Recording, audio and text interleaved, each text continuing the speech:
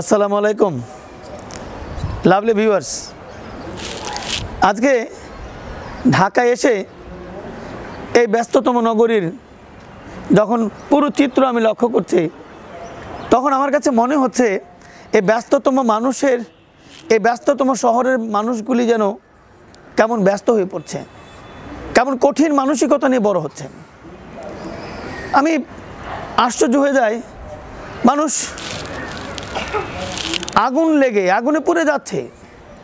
এত বড় বড় ইমারত, এত বড় বড় বিল্ডিং, এত ঘনবসতি, কোথাও একটু আগুন লাগলো, আগুন লাগার ফলে সেটা একটা বিরাট আকার ধারণ করে।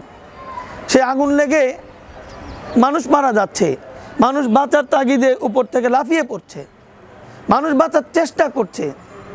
একজন মানুষ লাফিয়ে পড়ছে, আরেকজন কি করে সেখান থেকে মোবাইলে ছবি নেয়।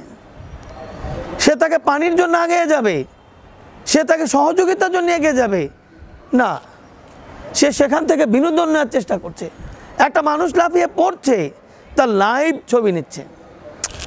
ভাববার বিষয়। আমি চিন্তা করি যে তারা হয়তো মনে মনে ভাবছে এই একটি লাশ পড়লো তো তার ছবি, তো নিশ্চয় অপেক্ষায় এরপরে কখন দ্বিতীয় লাশটি পড়বে তার ছবি নেবে, কখন তৃতীয় লাশটি পড়বে তার ছবি নেবে। এটি কেন হতে যাবে? কোথায় সে সেখানে দাঁড়িয়ে মানুষকে সহযোগিতা করবে? না হয় সে আল্লাহর কাছে প্রার্থনা করবে, বলবে এই আল্লাহ তুমি আগুনকে নিভাইয়া দাও, আল্লাহু আকবার বলে চিৎকার করবে, আগুন থেকে সাহায্য চাবে, বেঁচে থাকার জন্য সাহায্য চাবে। এগুলি কেন হচ্ছে? আমি মাঝে মাঝে ভাবি যে এই ব্যস্ততম নগরের মানুষ সবাই ব্যস্ত।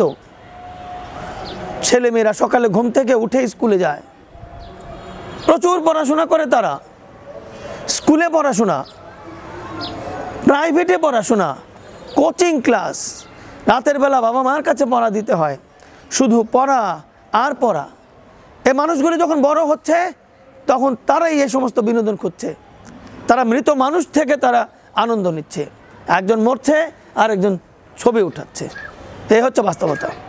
আসুন আমরা এর থেকে বেরিয়ে আসি, আমরা একটি সুন্দর সমাজ তৈরি করি যেখানে মানুষ কষ্ট করবে, মানুষ আগুনে পুড়ে মরবে, আরেকজন সহযোগিতা করবে, সে সেখান থেকে বিনোদন নেওয়ার চেষ্টা করবে না। সবাই ভালো থাকবেন। আসসালামু আলাইকুম।